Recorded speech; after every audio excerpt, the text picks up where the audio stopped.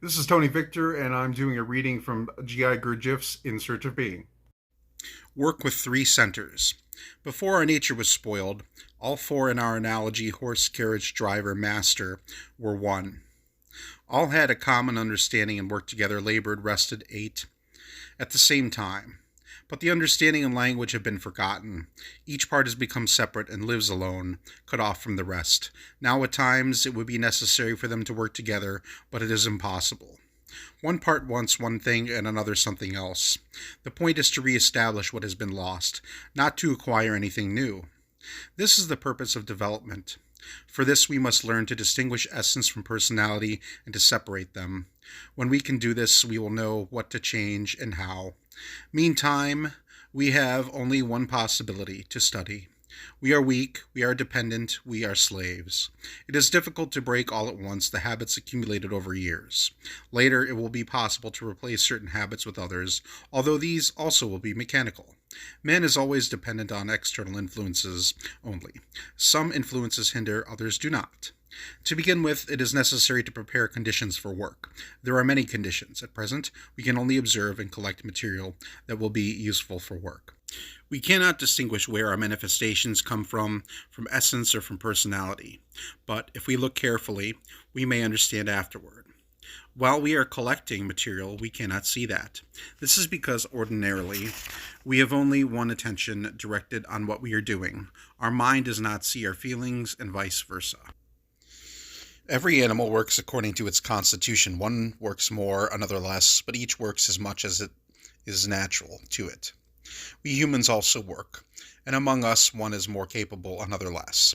Whoever works like an ox is worthless, and whoever does not work is also worthless. The value of work is not in quantity, but in quality. Every animal, as already said, works according to what it is. One, say a worm, works completely mechanically. Nothing else can be expected from it, because it only has one brain, a mechanical brain. Another animal works and moves solely by feeling. Such is the structure of its brain. A third animal perceives movement, which is called work, only through the mind. Nothing else can be demanded from it because it has no other brain. Nothing more can be expected, as nature created it with this kind of brain. Thus the quality of work depends on what brain or brains there are. When we consider different kinds of animals, we find that there are one-brained, two-brained, and three-brained animals. Man is a three-brained animal, but it often happens that he who has three brains must work, say, 5 times more than he who has 2 brains. Man is so created that more work is demanded from him than he can produce according to his constitution. It is not man's fault, but the fault of nature. His work will be of value only when he gives to it up to the furthest limits of its possibility. Normally, the work of man requires a participation of feeling and thought. Working like this means that we feel what we are doing and think why and for what purpose, how we are doing it now, how it had to be done yesterday, and how we will have to do it tomorrow, and how it is generally best to get it done, whether there is a better way. If we work rightly, we will succeed in doing better and better work. But when a two-brained creature works, there is no difference between its work yesterday, today, and tomorrow. It is essential to work differently. Each of us must work himself. Others can do nothing in our place. If we make, say, a cigarette in the right way, we already know how to make a carpet. All the necessary apparatus is given to man for doing everything. Every person can do whatever others can do. If one can, everyone can.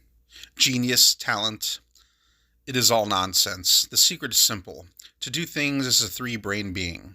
Whoever can think and do things in a right way can at once do a thing as well as another person who has been doing it wrongly all his life.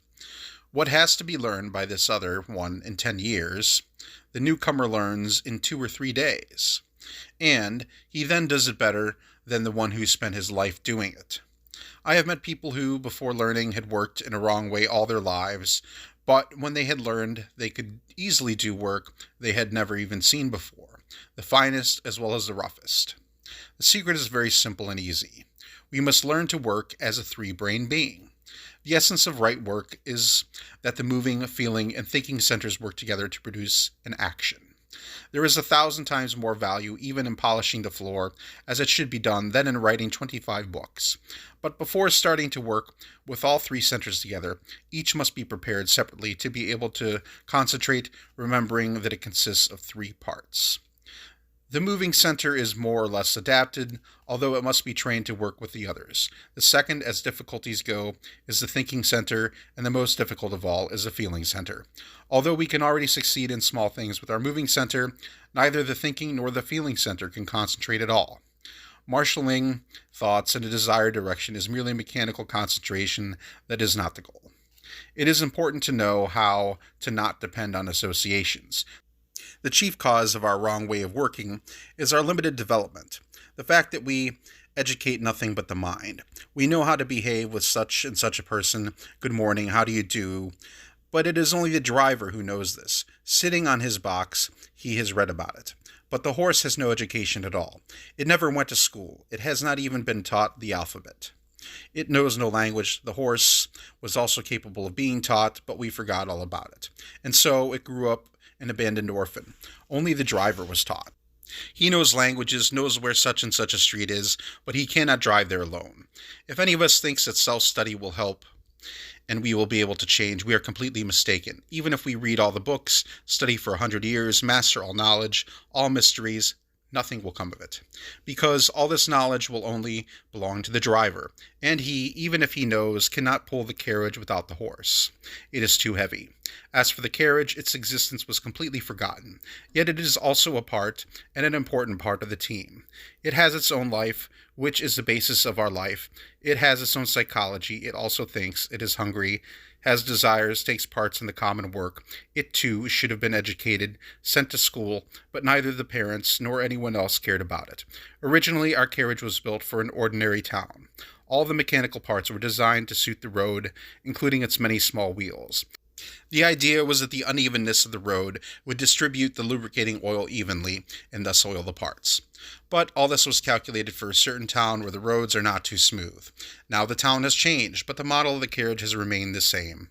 It was made to cart luggage, but now it carries passengers, and it always drives along the same kind of street, the broad boulevards. Some parts got rusty from long disuse. If at times a carriage needs to take a different street, it almost always suffers a breakdown and a more or less serious overhaul afterward. After this, it can again run as best as it can on the boulevards, but for another street, it must first be altered. Every carriage has its own momentum, but in a way, we could say that our carriage has lost it, and it cannot work without momentum. All of us wish, and can wish, only with one part of ourselves. Again, it is only with the driver, for he has read something, heard something. He has a lot of imagination, and he even flies to the moon in his dreams. Those of us who think that we can change ourselves are greatly mistaken. To change something inside is very difficult. Whatever we know, it is the driver who knows it.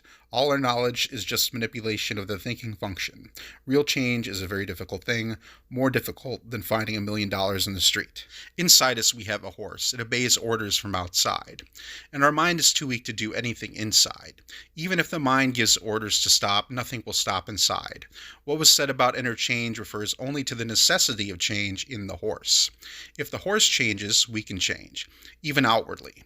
If the horse does not change, everything will remain the same, no matter how long we study. It is easy to decide to change sitting quietly in a room, but as soon as we meet someone, the horse kicks. The horse inside must change. First of all, we must realize that we are not what we think we are the horse. If we wish to work, we have to begin by teaching the horse a language in which we can talk to it, tell it what we know, and show it the necessity of, say, changing its disposition. If we succeed in this, then, with our help, the horse too will begin to learn. But change is possible only inside.